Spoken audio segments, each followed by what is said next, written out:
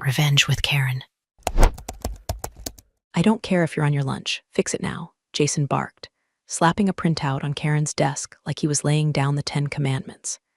It was the third time this month he'd summoned her mid-bite to clean up a payroll mess from his golden boy, Bryce, a junior hire whose main talent seemed to be screwing up timesheets and quoting Joe Rogan unironically. The spreadsheet was a disaster, again.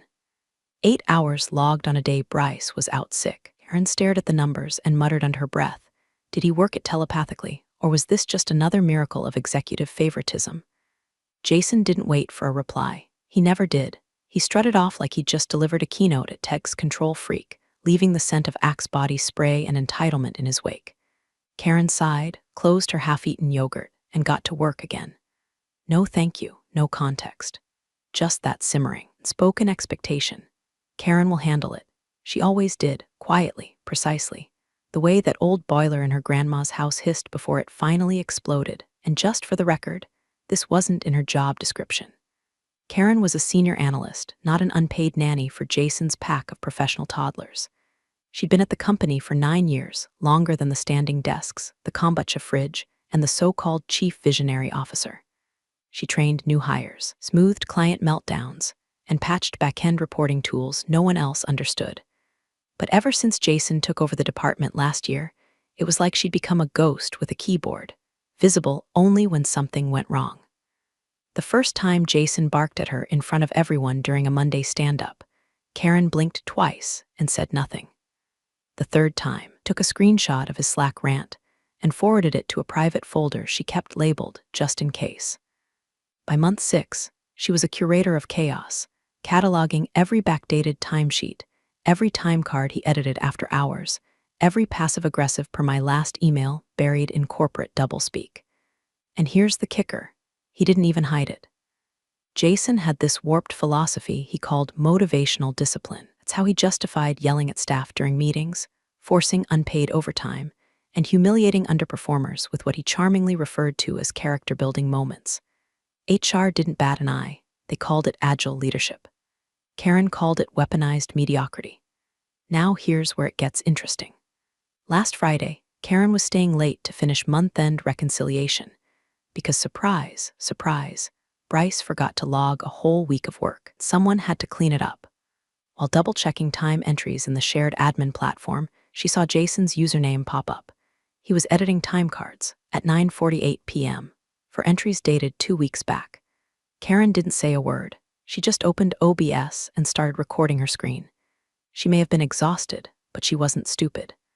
By the way, if you're still listening and even mildly entertained by this circus of corporate dysfunction, press a solid and tap that subscribe button. It's free, unlike Jason's ego, and really helps the team keep digging up these stories. And hey, if you like watching toxic managers fumble into legal disasters, hit that like button too. We've got plenty more. Back to our regularly scheduled meltdown. The next morning, Karen walked in early, her armor of caffeine and passive-aggressive patience fully loaded. Bryce was already there, fumbling with the copier like it owed him money. He gave her a sheepish hey, then scurried off, probably to forget another password. Karen booted up her laptop, opened the error-ridden payroll spreadsheet, and began quietly fixing what should have been flagged in the first place.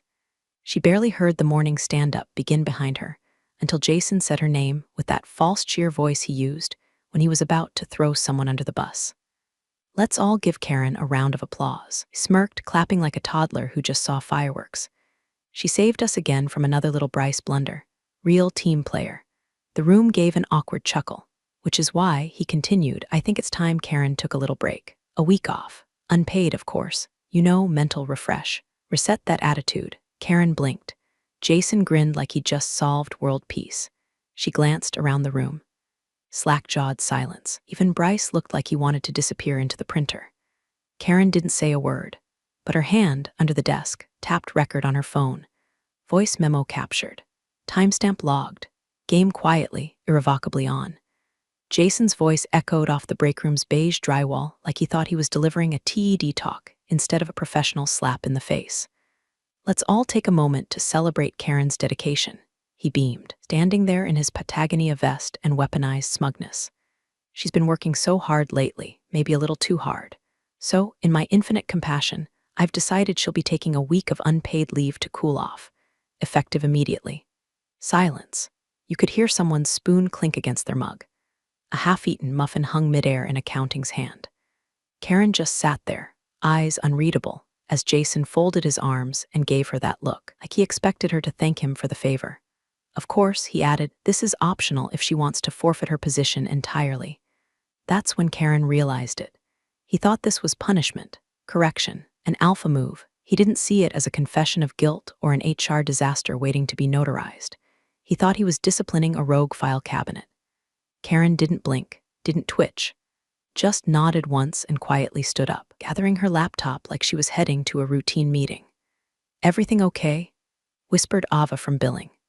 Karen smiled, a quiet, eerie little smile that said you have no idea how okay this is about to be, and walked out.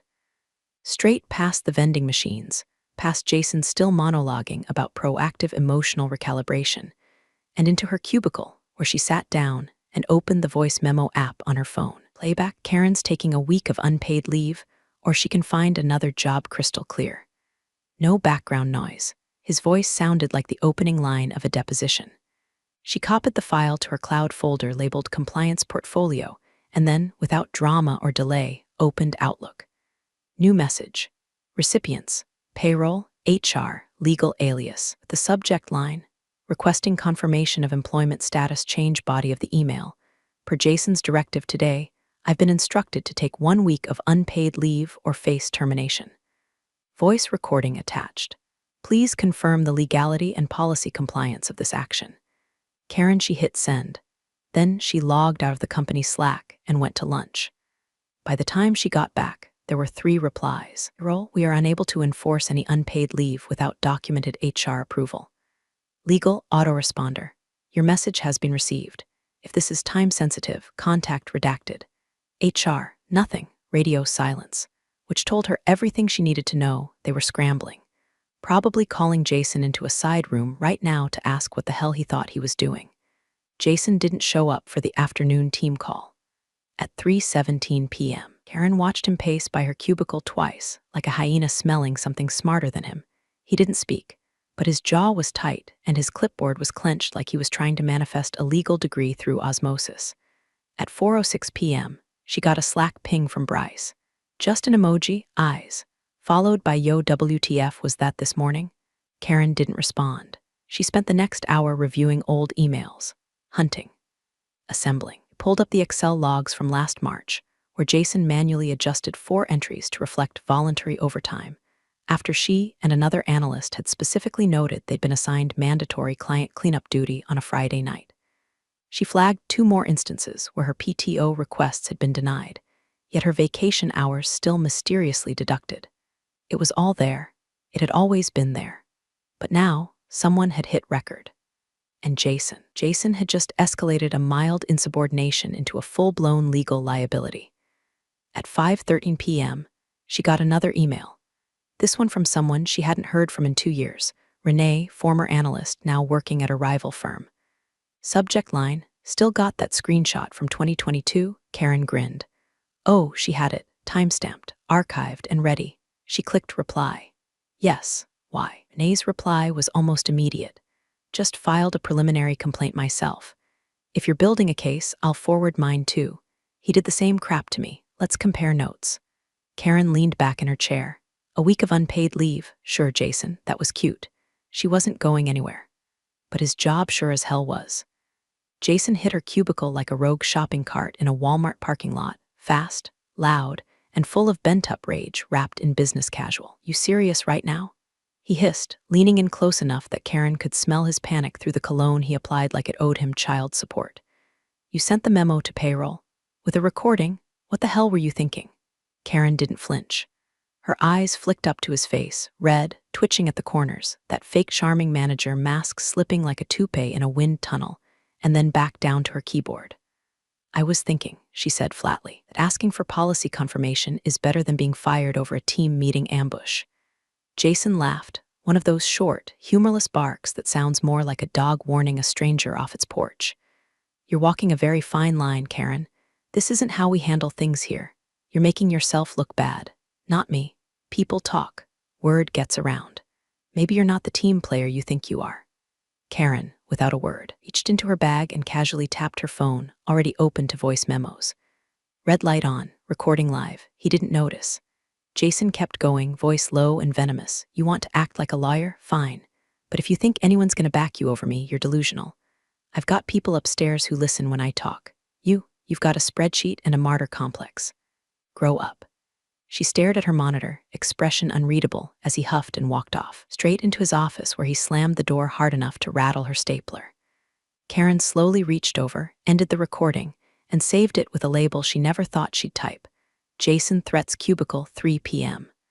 Then she sat back, let her blood cool, and opened a new tab, incognito mode, because this wasn't company business anymore.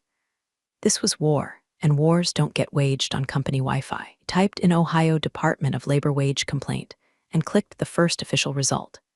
Intake form. Step-by-step instructions. Clear and professional. Karen's fingers hovered over the keyboard for a beat before she began typing. Nature of complaint. Supervisor issued mandatory, unpaid leave without documented cause or HR involvement. Retaliatory in nature, following multiple instances where I corrected financial discrepancies in payroll. She paused and looked around the office. To her left, Bryce slouched in his seat, earbuds in, completely oblivious to the storm brewing 3 feet away. To her right, Susan from marketing, trying not to look like she was eavesdropping even though her mouse hadn't moved in 2 minutes. And across the room, Jason's office light flickering, shadows pacing behind the blinds. Karen returned to the form. Additional details. Voice memo attached. Supervisor acknowledged in public setting the punitive nature of the unpaid leave. Threatened termination when asked for policy clarification. By the time she reached the bottom of the form, her jaw ached from how tightly she'd been clenching it. But she didn't stop. Not when she attached the memo. Not when she pasted links to time-stamped emails, screenshots, and copies of her denied PTO requests that still somehow cost her vacation hours. Not even when she typed the final line under other relevant info. Multiple other employees may be affected by similar violations. I am in contact with one. Will provide further documentation if requested. She didn't hit send just yet. Instead, she saved a draft and encrypted it with a tool she downloaded after watching a documentary on whistleblowers and Silicon Valley lawsuits. Karen wasn't just documenting anymore. She was preparing for impact. At 5:02 p.m., HR finally responded. Subject, confirmation of employment status change. Hi Karen, we'd like to schedule a conversation to discuss recent developments. Are you available tomorrow morning at 10? She stared at the email, read it again, then typed, please provide agenda and clarification if this meeting is investigatory in nature or disciplinary. Also request HR rep present. Send. Let them scramble for once. Jason didn't leave the office until 7. He stalked out with his laptop tucked under his arm like a hostage, avoiding eye contact, his jaw clenched tight enough to crack walnuts. Karen watched him go from behind her screen. She didn't move, didn't speak. She just opened a new spreadsheet. Not for work, for tracking. Jason had opened a door today he couldn't close. Not with apologies, not with gaslighting, and definitely not with some faux team-building bullshit. Karen wasn't playing defense anymore. She was building the case.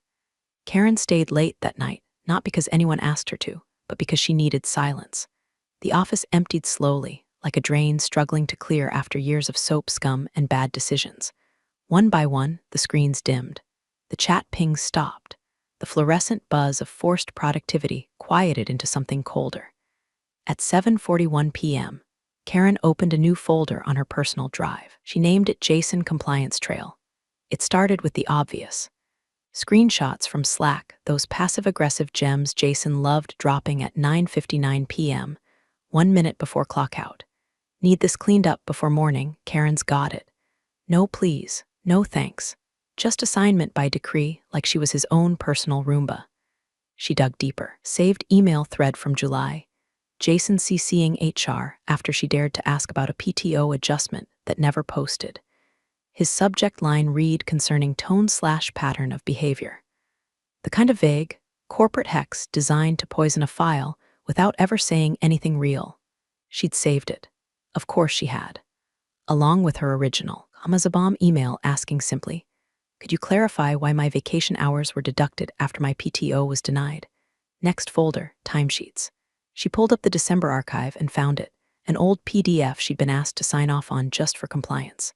It was redacted. 2 shifts blacked out. Jason claimed it was a confidentiality issue with client billing. At the time, she'd let it slide. Now she opened the original Excel log from that same week because she'd never trusted the PDFs and saw her actual hours. 52 logged, 40 paid. The redacted section was her overtime. Karen screenshot it, highlighted, filed. At 8:19 p.m., she opened LinkedIn in another tab, heart already racing. She typed in the names she hadn't let herself think about for a while. Angela M., former compliance associate. Left suddenly last spring, no notice, no LinkedIn announcement. Found her under a different company 2 cities away. Connor J., junior analyst, quiet, detail-obsessed. Jason publicly chewed him out during a client call for overstepping. Gone within 2 weeks. She messaged them both. To Angela, hi, I know this is out of the blue. Hope you're well. Quick question, did you leave voluntarily last March or were you encouraged to exit? I'm asking for reasons I can explain if you're open. To Connor, hey, strange request. Did Jason ever alter your time cards or pressure you about hours back when you were on our team? Angela replied in less than 15 minutes. Can confirm I was pushed. HR called it a soft pivot opportunity. Jason made it clear I was creating friction. Happy to provide written statement if needed. Karen stared at the screen, her throat tightening. Connor responded shortly after. Yes. He said, if I couldn't handle real deadlines, maybe I should consider a less demanding field. I worked 3 weekends without pay. Still have some of the Slack messages. LMK. Her fingers hovered over the keys, then dropped into her lap. For just a second, she broke. Not with rage, with exhaustion. Her shoulders slumped. Her eyes stung. She stood, grabbed her keys, and walked out. No dramatic storming. No slammed doors. Just Karen in her 15-year-old Corolla, parked in the back corner of the lot, gripping the wheel like it might anchor her. She cried. Not like the movies. No sobbing. No mascara rivers. Just that low pressure valve release that creeps up behind your ribs and squeezes until you can't see straight. She thought about the hours she'd sacrificed. The birthdays she worked through. The vacation days she'd rolled over again and again like they were luxury she couldn't afford. She thought about Jason, lording his clipboard over her like it was sacred scripture, how easily he'd tried to erase her with a voice memo. After a few minutes, she exhaled. Long, slow, final. Then she wiped her face, started the engine, and drove straight home. Inside, she made tea. Not out of self-care, she didn't believe in that buzzword crap, but out of muscle memory. And as it steeped, she opened her laptop one last time that night. The draft complaint was waiting for her. She added the new evidence. Screenshots, names, emails, Angela and Connor's replies, redacted only for personal privacy. The timeline stretched back over a year now. She formatted it neatly, professionally, like any good analyst would. Then she addressed a new email. 2. Labor complaints at Statoa CC. Legal at Companydemaincom subject. Formal wage and retaliation, complaint supporting documents, attached body. Attached is my formal complaint concerning multiple labor violations, including unpaid overtime, coercive time card alterations, and retaliatory actions by my supervisor. Additional evidence and corroboration included. Further documentation available upon request. Karen, she hovered for one breath, then clicked send. The war wasn't coming, it had begun. On Monday morning, the energy in the office felt off, not just the usual post-weekend dread or microwave fish lunch tension. No, this was something slicker, stickier, like a smear of Vaseline on a camera lens. People were whispering near printers. Slack channels that used to buzz had gone dead quiet. Karen noticed it the moment she stepped off the elevator. Then came the text. Unknown number, local area code. Hi Karen, this is Officer Tinsley with redacted PD. We received a wellness request from your employer and would like to check in. Are you at work today? She blinked. There it was. The oldest, dirtiest trick in the handbook of failing managers, weaponizing concern. If you can't bury someone with policy, try pity. Frame them as unstable, dangerous. Erode their credibility under the warm, fuzzy blanket of we're just trying to help. Karen didn't respond immediately. She walked into the bathroom, locked the door, sat on the closed toilet lid, and took a breath so deep it cracked something in her spine. She knew this was coming. She had prepared. 3 weeks ago, Jason first started escalating from petty to predatory. She began laying her trap. not just gathering time cards and Slack screenshots, but tracking her own wellness with receipts. She pulled out her phone and opened her encrypted notes app. Entry dated 2 weeks ago. Email to PCP requesting confirmation of routine mental health check-in. Next entry. Reply from doctor confirming visit and stating no risk of self-harm or harm to others. Patient stable and responsive. Next. Request to Jason for flexible time to attend wellness appointment denied. Email marked as read. Timestamp matched exactly 2 hours after she sent it. Karen took a screenshot of the thread, then another of the email metadata showing Jason's read receipt. Then she called Officer Tinsley. Hi, this is Karen. Yes, I'm at work. Yes, I'm safe. No, I'm not a danger to anyone, unless you count bad management practices. You tell me who made the report. A pause. We can't disclose that, ma'am. It was a third-party concern relayed through your employer. Was it specific? What exactly was the nature of the concern? More fumbling. Something about erratic behavior, possible breakdown, maybe self-harm. Karen's laugh was quiet, sharp, like the click of a revolver cylinder. Officer, I'm fine. In fact, I've already provided documentation to my employer outlining my mental health status, cleared by a licensed professional. What you've been pulled into is not a wellness check. It's retaliation disguised as empathy. She heard the awkward throat clear on the other end. Well, okay then. Thanks for your time. She hung up, then forwarded the call log to her personal email. She wasn't letting any of this evaporate into the ether. At 11:34 a.m., an HR calendar invite slid into her inbox. Subject, Karen check-in team dynamics and support resources. Attendees, HR manager Karen. Optional, Jason. Time, 3:00 p.m. today. Location, Conf RMB. Karen declined. Then she replied in writing, "Thank you for the invitation. Given that this request follows a wellness check initiated without my consent, and considering that I have already provided medical clearance as per company documentation standards, I am not comfortable participating without legal representation present. Please forward any concerns to my attorney, CC'd here." She added her legal contact to the thread. It wasn't a bluff. Back when the unpaid leave fiasco first blew up, she'd called a labor law hotline. Spoke to a woman named Denise who had spent 15 years suing people like Jason into oblivion. Denise told her what to document, how to write the complaint, and what breadcrumbs to lay. Karen had CC'd her that morning. The HR response came 20 minutes later. Understood. We'll hold off pending further discussion. Please take whatever time you need. HR is here to support you. Translation, we saw the cliff. We're backing up slowly. Jason didn't come out of his office all day. At 4:17 p.m., she passed him in the hallway. His eyes were wild behind his Warby Parkers. He opened his mouth like he might say something fake-friendly, probably, but Karen didn't stop. Just walked past him with the full weight of her quiet fury wrapped in professionalism. She didn't break stride, didn't glance back. She knew what he'd tried to do, and more importantly, she knew it didn't work. He tried to bury her with rumors and corporate pity, but she brought receipts. And now the only person looking unstable was him. By Wednesday, the silence around Karen had changed. Wasn't the awkward kind anymore, the kind that followed her after Jason's fake smile team meetings or when HR ghosted her PTO requests. No, this was the quiet of shifting tectonic plates, a pressure building behind closed doors, eyes that darted but didn't linger, Slack statuses mysteriously set to away even though she could hear typing on keyboards 2 rows over. And then came the signs. Sticky note left on her desk in Ava's unmistakable cursive. Check your inbox. Subject, March schedule adjustment. Look closely at the approvals. Karen opened it and found a forwarded thread between Jason and HR where he backdated an overtime change, telling HR she'd volunteered to stay late to train a new hire who didn't even start until April. She added it to her folder. Labeled at time fraud backdating email March 2023. And during lunch, she felt a nudge on her shoulder. It was Daniel, junior analyst, nervous as a rabbit but sharp as hell. He slid something into her jacket pocket without a word. Later, in the bathroom stall, she unwrapped the post-it stuck to the object. Trust issues. Found this in the shared folder cache before it got deleted. Password, by Felicia. It was a USB drive.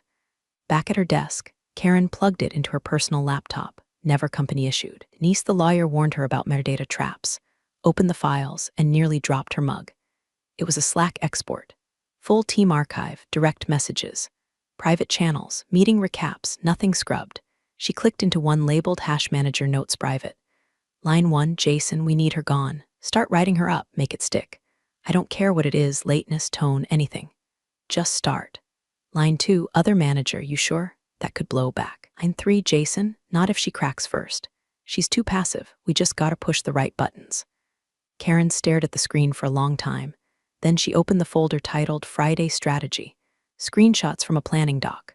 One item read, risk flag, Karen D may escalate. Monitor tone in emails. Loop HR preemptively.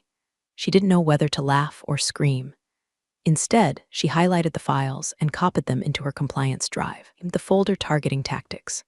By 4 p.m., she'd received 3 more anonymous forwards.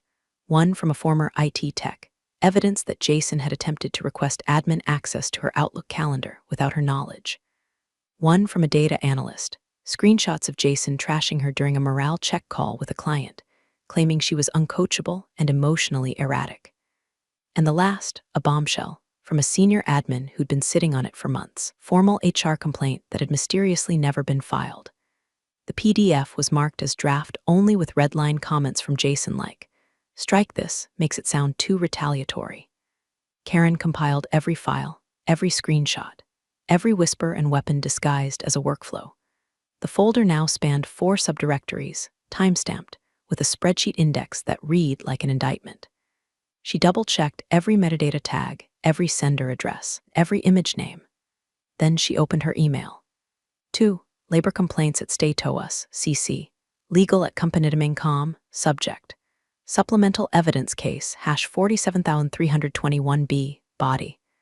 Per the Labor Board's request for further documentation, please find attached a comprehensive dossier of internal communications, including evidence of targeting, retaliation, coordination of a fraudulent disciplinary campaign against myself. This escalation reflects ongoing behavior and deliberate misconduct beyond the original wage complaint. Karen attachments, 44 files, 2.8 GB zipped. One hell of a grenade. She clicked send. The email disappeared into the server queue, and Karen sat back for a moment, the hum of the fluorescent lights dull against the pulse in her neck. Her hands weren't shaking. They were steady, because this wasn't vengeance anymore. This was control, data, leverage. Jason had tried to chip away at her dignity with write-ups and whispers. He tried to paint her as unstable, emotional, dramatic, and now he was just a profile in her report, a case study in how not to manage power. Karen closed her laptop, took one last sip of coffee, and smiled, grim, hollow, quiet, because it was all on record now, and the clock was ticking. Thursday morning arrived with the stillness of a courtroom just before the verdict. Karen showed up 20 minutes earlier than usual, her coffee in one hand, her personal laptop bag in the other. She moved with the calm certainty of someone who knew how the day would unfold, not hoped, not guessed, knew. Her heels clicked softly on the laminate as she made her way to her cubicle. No greetings, no glances, just the eerie hush of anticipation, as if the entire floor had stopped mid-breath. Even the elevator ding seemed quieter than usual, like it didn't want to interrupt what was coming. Jason's office was dark. His chair sat spun slightly off-center, the little plastic mat beneath it cracked from his constant pacing. But 3 doors down, the glass-walled executive conference room was lit. The CFO was already inside, and he wasn't alone. Karen spotted them through the pane: legal counsel, a labor compliance advisor, and someone from HR who looked like she'd been awake since 3 a.m. Her face was the color of skim milk. Karen didn't need to ask why they were here. She simply turned on her monitor, logged into her system, and opened a fresh Excel sheet, blank. Just columns and rows, waiting, the sound of corporate life. She didn't need to work. She just wanted to be there when the show began. At exactly 9:58 a.m., Jason strolled in. Late, no tie today. Just an open collar, full relaxed swagger, and the sour smell of a man who had spent all night pretending he wasn't terrified. He saw Karen, paused, smiled, too wide, too forced. She didn't smile back. Before he could reach his office, the CFO's voice cut through the open plan, quiet like a drill sergeant's whistle. Jason, conference room, now.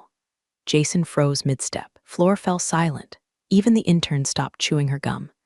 Jason turned slowly. Is this about now? The CFO repeated. He was already standing at the head of the glass room, manila folder in hand. Jason walked in. The door shut behind him. Karen didn't watch at first. She simply sipped her coffee and waited. But within 30 seconds, the first raised voice made her glance up. Through the glass, she saw the CFO slam the folder down, pages scattered slightly across the table. One of them, the memo from the stand-up meeting, faced upward. Karen recognized the bolded line. Karen will be taking unpaid leave effective immediately. The CFO's finger jabbed at it like a dagger. Explain this, he barked, loud enough to echo down the hallway.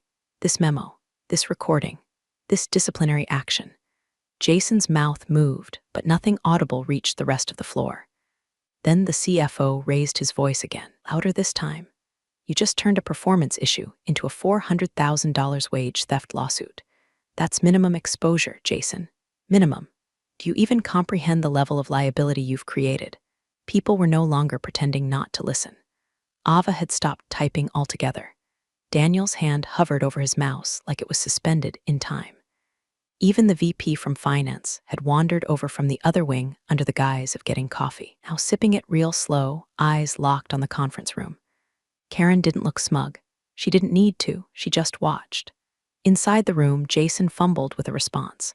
His hands waved as he tried to explain, to twist the narrative, to do what he always did, spin the truth like a PR intern in crisis mode. But the CFO wasn't having it. This is retaliation. Documented. Corroborated.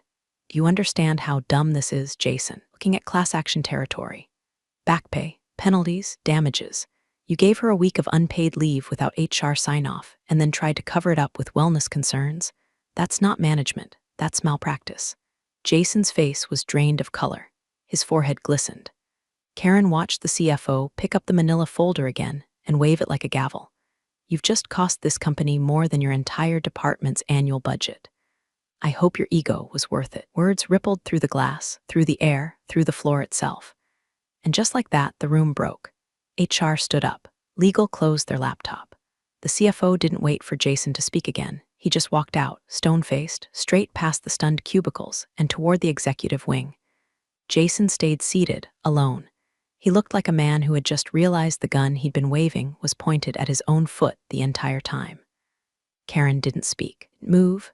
She just stared at her screen, the reflection of the glass room shimmering faintly in the corner of her monitor. And for the first time in a long time, she felt something settle inside her. Not victory, not revenge, just gravity. A weight falling exactly where it belonged. By Friday, the cleanup had begun, not the kind with Lysol wipes and conference room bagels, but the corporate kind. Everyone pretends they didn't smell the rot until it leaked onto their inboxes. At 9:03 a.m., a company-wide memo hit everyone's email. Subject: Immediate policy adjustment performance management protocols. The body was full of HR lingo, all caps where it mattered. All performance interventions must now be documented in partnership with HR prior to any discussion with employees. No exceptions. No improvisation. No more Jason-style motivational recalibration. The message was signed by the VP of HR herself. That same hour, Jason's office was cleared out by 2 people from security, and one poor soul from facilities who clearly didn't sign up to carry a succulent and a mini Zen garden across the floor. His whiteboard still had half-scribbled notes about Q4 ownership culture. Half-full bottle of Trader Joe's green juice sat abandoned on his desk like a relic from a dumber time. He wasn't there. Word traveled fast. Removed pending investigation. Not fired, not yet, but everyone knew. Jason had been told in no uncertain terms to pack his things and not speak to anyone on the way out. And if he did, the labor board would likely be CC'd on his grocery list. Karen kept her head down, not in shame, but in precision. There was still work to do. Ava swung by her cubicle mid-morning and just nodded. Nothing more. Just the kind of nod that says, you did it, we saw. We're not pretending anymore.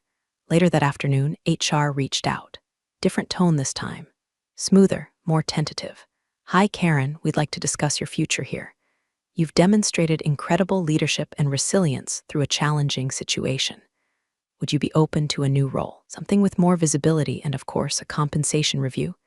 Karen read the email twice. She knew what it was. A bribe, not malicious, not even desperate, just strategic. A little PR patch over a PR wound. Move her up, give her a title, put her on a flyer about employee empowerment, and hope the headlines stay internal. She declined. No fanfare. Just a reply, "I appreciate the offer." At this time, I'm focused on ensuring compliance processes are aligned with external accountability measures. I'll be staying in my current role until the audit concludes. And then she attached the final piece. A single file, encrypted, time-stamped. Label, for legal on the USB stick were three things. A final Slack thread from Jason's private channel where he asked another manager if they could bury the doc trail before any lawyers start poking around. Audio file from his office 2 weeks ago where he muttered, post-meeting, "I don't care if she sues, she's replaceable." And a neatly compiled spreadsheet index of every documented violation Karen had gathered over the past 11 months. It had categories, dates, witnesses, even a suggested timeline for policy rollout based on industry best practices.